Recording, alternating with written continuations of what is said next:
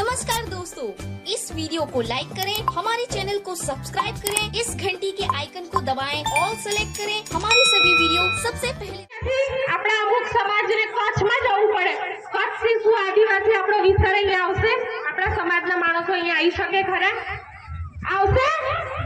એ રીતના આ લોકો આપણને ચારે બાજુ છૂટા પાડી દેશે અને આપણી જે એકતા છે ને એ લોકોને વિખેરી દેશે। એટલે જ્યારે આવા પ્રસંગો હોય છે, આપણા સમાજની કોઈ સમસ્યા હોય છે, ત્યારે સૌ ભાઈ બહેનોએ એકજૂથ બનીને આવવું પડશે। હું અહીંયા બેસેલી બહેનો અને ભાઈઓ નવયુવાનોને મહેરબાની કરીને કહું છું, આપણા જે હક અને અધિકારો છે એનું થોડું નોલેજ કરજો। મને ત્યાં સુધી ભણો, આજે બધું કહીએ ને તો સરકારે આપણને જે અનામત આપેલી છે એ કઈ સરકાર हमारा आदिवासी हाँ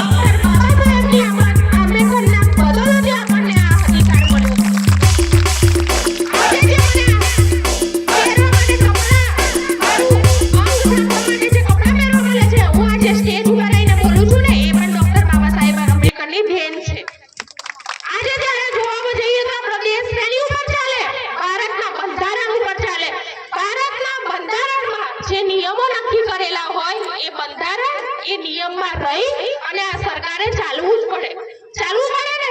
તો પણ આપણે ક્યારેક જોઈએ છીએ કે આ સરકાર એ આદિવાસીઓ વિરુદ્ધ કેટલાય ષડયંત્રો કરતા હોય અને જ્યારે કોઈ પણ બોલે મારા જેવું બોલે તો મને બેસાડી દે ને। મને તો અનુભવ છે। અને આપણે જ્યારે કહીએ ને કે નેતાઓને આપણે આદિવાસી વિસ્તારમાં જ્યારે જોઈએ છીએ ત્યારે મોટે ભાગે આદિવાસી વિસ્તારની શાળાઓ એ કોની છે? નેતાઓની। તો આપણા આદિવાસી નેતાઓ ધારે ને તો આપણા આદિવાસી બાળકને IAS IPS સુધી